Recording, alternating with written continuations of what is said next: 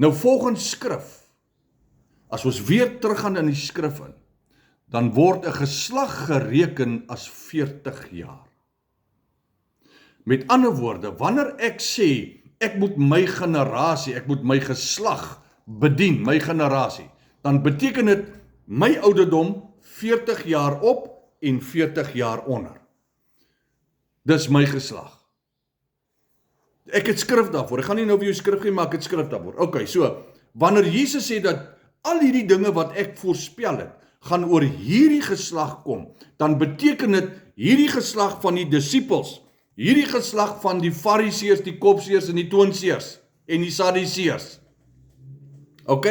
En kyk wat sê vers 37, Matteus 23:37.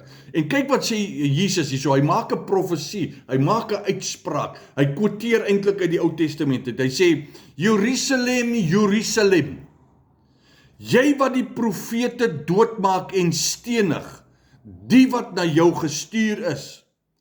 Hoe dikwels wou ek jou kinders bymekaar maak soos 'n hen haar kuikens onder die vlerke bymekaar maak. Maar julle wou nie. Met wie praat hy as hy praat met Jerusalem? Hy praat met die Israeliete, met die 12 stamme van Jakob. Dis met wie hy praat. Hy sê vir hulle, julle was hardkoppig. Nou gaan lees die gedeelte van Matteus 23 is 'n gelykenis gedeelte, gaan lees.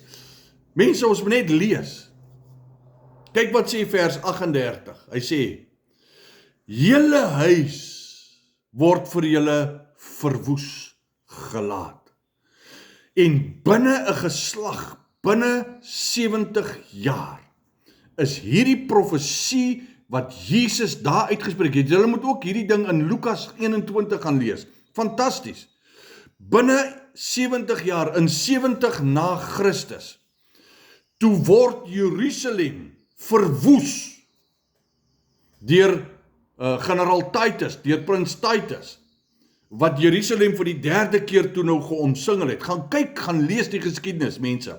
En hulle die Jode so verhonger het en so verarm het.